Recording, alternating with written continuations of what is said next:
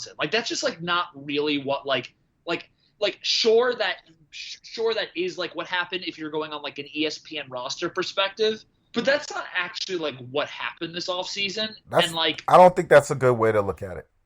An asset is an asset no matter what. no, No, but, but And that's not what he's saying. but that's not what I'm saying. In terms of whether the roster is better right now, Spencer Dinwiddie wasn't on the floor last year. yeah, he but didn't like he You didn't don't get him play. back. but we were a second round exit last year. Why were we a second round exit? You're Say missing it. the point. Say You're missing the point. I'm gonna tell you your point. Your point is this: we made it to the second round. We looked dominant, and we never played Spencer Dinwiddie barely. I think we played Spencer Dinwiddie 200 minutes in the season or something, maybe even less.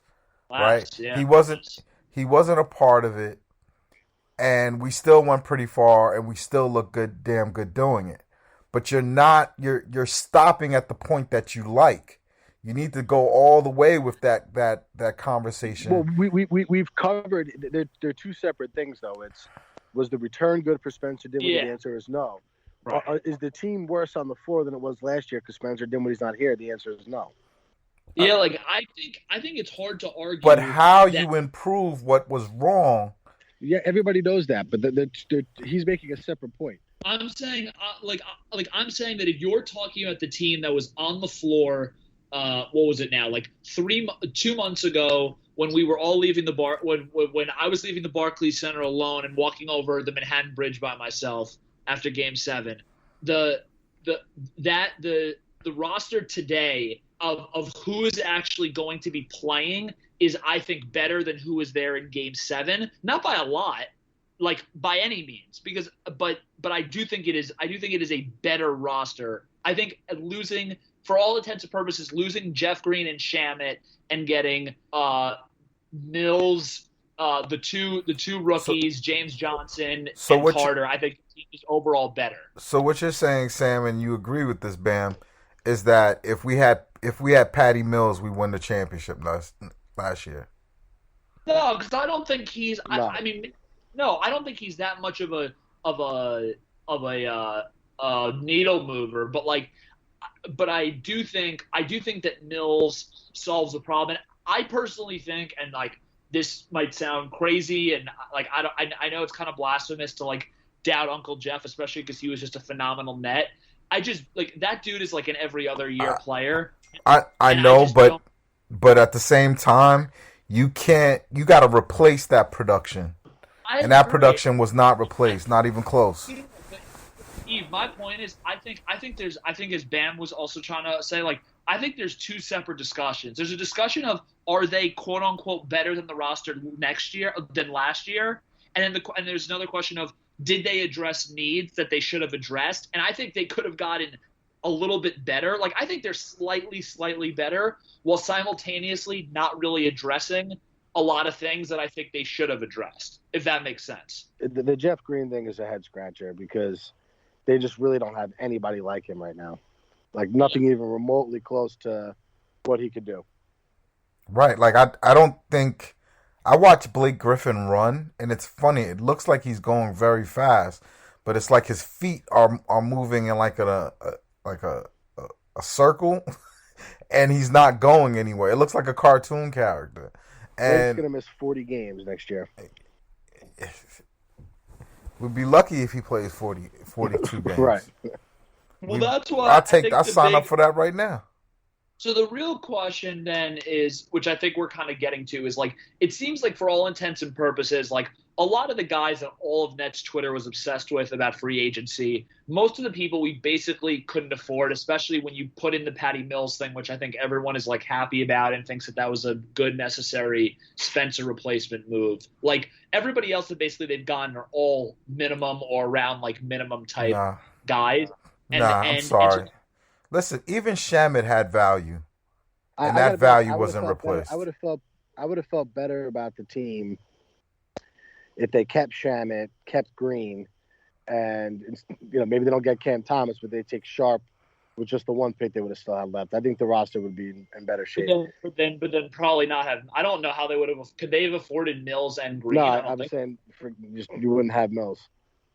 Yeah, I just don't see is Mills is Patty Mills better than Shamit? Yeah. Yeah, I by a think lot. I think he's better than Shamit. Yeah, And he's I think they're looking at it as they need guys that they can rely on in the second round and beyond.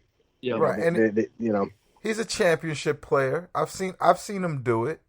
I just don't think when there's going to be injuries and there's going to be load management that you could just be like, all right, Patty Mills is starting tonight, and whatever else it is going to depends. be Who else coming is on behind Is him. Durant out there? You know, Is Kevin Durant still out there? They'll probably win. The That- playoffs, no. that's a good point. I feel like the Nets have to get the 1 seed. Yeah, They have no, to get the 1 seed to beat the Bucks. The you Bucks gotta are going to think be they'll more come into the, confident. you got to think they would come into the regular season pretty well oiled. They're gonna have a full off season this time around. They played a bunch of games, some playoff games together. I would think that I would think this is going to be pretty strong unit out the gate. You know what's going to win us a lot of games? James Harden. Yeah. Yeah, of course. But you want to know what's going to keep James Harden from winning us a lot of games? When James Harden was basically running that team by himself and Kyrie and KD were out, he had Jeff Green. He's got no one this time. There's no one who's gonna go with him. He'd have Blake. Blake. But don't you have? I mean, you have way bigger. I mean, you got way bigger issues if the person that you're relying on when 2 other stars are out already is Jeff Green. I don't know. I mean, we relied on him last year, and there's no one to rely on this year. I think the better question, because it seems like the Green thing was more. I think they actually wanted him back, and I think the thing was basically he had such a great year that he was going to get some guaranteed money because he had basically spent 3 straight years at minimum salary or 2 straight years at minimum salary, right, which was crazy. But right. I think the better question right now is and we're living in a world of gray zone, which for NBA Twitter is the worst place to be because we all need results as fast as humanly possible. The question is are they actually going to use the trade exception? Are they going to use 1, because a lot of teams don't. 2, are they going to use it on someone who actually helps?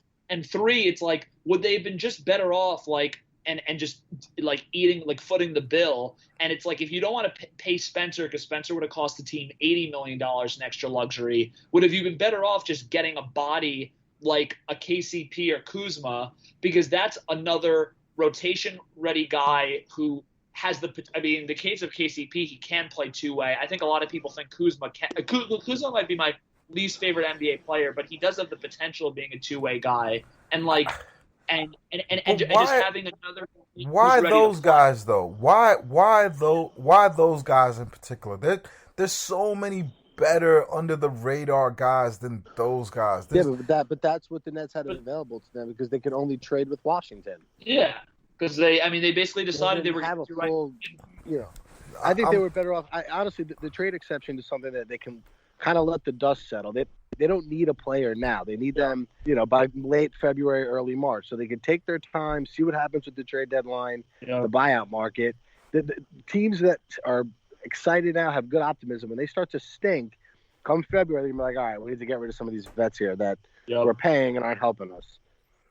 Nah, man, I know come basketball season, come watching them play and pulling off amazing plays, I'm going to be screaming like a little girl at a K-pop concert.